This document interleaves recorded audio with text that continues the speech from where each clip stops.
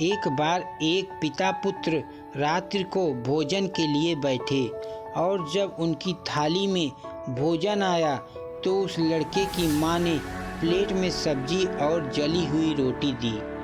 जब उस लड़के की माँ को एहसास हुआ कि रोटी जली हुई है तो वह इस बात के लिए अपने पति और बेटे से माफ़ी मांगने लगी।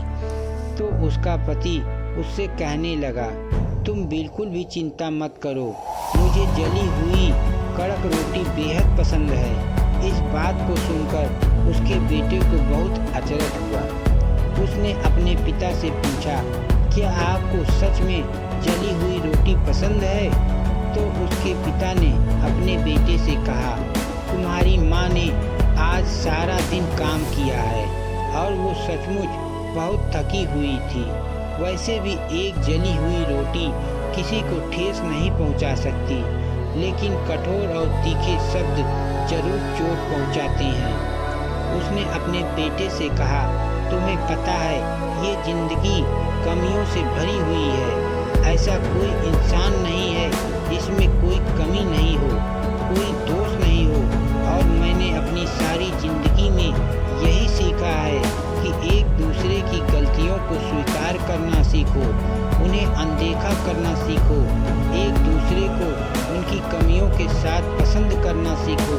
तभी आप अपने संबंधों में सफल हो पाएंगे, तभी आपके संबंध खुशहाल रह पाएंगे।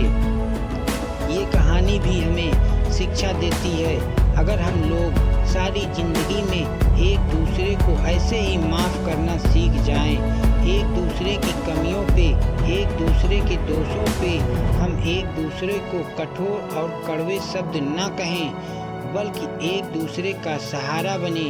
लेकिन जब हम किसी इंसान की गलतियों और कमियों को दिल में बिठाकर बैठ जाते हैं ना, तो उससे हमारी सारी जिंदगी में कड़वाहट फैल जाती है, हमारे रिश्तों में कड़वाहट फैल जाती है।